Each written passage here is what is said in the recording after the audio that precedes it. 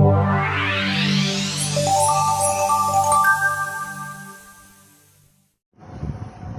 नमः भगवते वासुदेवाय। भगवान श्री कृष्ण का जन्म उत्सव नंद भवन पर मनाया जाता है। नंद बाबा खुशियाँ मनाते हैं, दान करते हैं।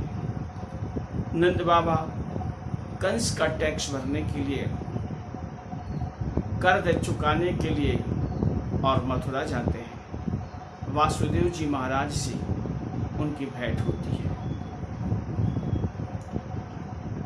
जैसे ही यहाँ कंस की मथुरा में एक छोटे बच्चे की रोने की आवाज़ आती है, कंस के अनुचर कंस महाराज के पास सूचना भेजते हैं और कंस महाराज नवजात शिशु को उनके दोनों पैरों को पकड़कर और जैसे ही पटकने के लिए ऊपर उठाते हैं, ऐसे ही वह योग माया देवी उनके हाथ से छूट जाती हैं और आकाश मार्ग पर जा कर के कहती हैं कि हे मूर्ख कंस, तो मुझे मारने की कोशिश कर रहा था। अरे मूर्ख, तेरा काल तो कहीं और जन्म ले चुका है। कंस यह सुनकर भयभीत हो जाता है और नवजात शिशुओं का वध करने के लिए अपने अनुचरों को भेजता है। कंस को ज्ञात होता है और वह नंद बाबा के भवन पर भी पूतना को भेजता है।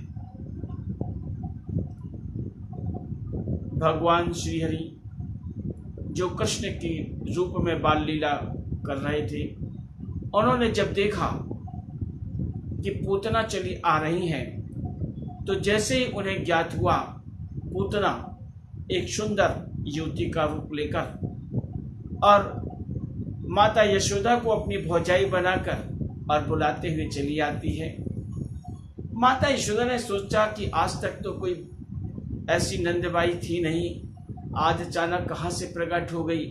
पर ठीक है, बालक का जन्म की खुशी में जो जो सुनते हैं सब आ जाते हैं देखने के लिए। भगवान श्री हरि ने देखा और पूतना आ रही है। मन में विचार किया कि मैं तो माखन मिश्री खाने के लिए यहाँ आया हूँ और यह मुझे जहर पिलाएगी। वह अंदर दाखिल होती है, लेकिन भगवान अपने नेत्रों को उस समय बंद कर लेते हैं। कुछ विद्वानों ने कहा कि भगवान ने सोचा कि मेरी दृष्टि अगर इस राक्षसनी पर पड़ जाएगी तो इसकी बुद्धि निर्मल हो जाएगी, जो कार्य करने आई है वो नहीं कर पाएगी, इसलिए आंख बंद कर लिया। कुछ विद्वान कहते हैं कि उनकी आंख सूर्य और चंद्र है। उन्होंने विचार किया कि एक बार सुबोध को बता दिए थे कि उसने देवताओं की पंक्ति में बैठ करके अमृत पी लिया है, तो आज तक राहु केतु से ग्रसित होते चले आ रहे हैं, अब की बताएंगे तो ना जाने क्या होगा। नाना प्रकार के विद्वानों ने विचार किए, लेकिन भगवान तो अपने नेत्र मूंदे थे, बंद किए हुए थे। और पूतना आती है, यशोदा माई से लल्ला को अपने गोद में लेने के लिए निवेदन करती है और माता यशोदा अपने लल्ला को पूतना की गोद में दे करके और कुछ काम के लिए चली जाती है। पूतना लल्ला को दूध पिलाना प्रारंभ करती है। भगवान तो पहले से ही तैयार थे और जैसे ही पूतना दूध पिलाना प्रारंभ करती है, जहर पान कराना प्रारंभ करती है, भगवान उसके शरीर के प्राण खींचना शुरू कर देते हैं। वह बेचैन हो जाती है, व्याकुल होकर छटपटाने लगती है। भगवान उसके प्राणों को खींचते हैं, उसे छोड़ते नहीं है। वह दौड़ती हुई और बाहर भागती है, लेकिन भगवान उसे छोड़ते नहीं हैं। लल्ला उसके प्राण खींचे चले जा रहे हैं। वह नंद महल से बाहर जाती है, अपने वास्तविक स्वरूप पर आ जाती है, उसके प्राण भगवान पूरे खींच लेते हैं। पूतना का उद्धार हो जाता है।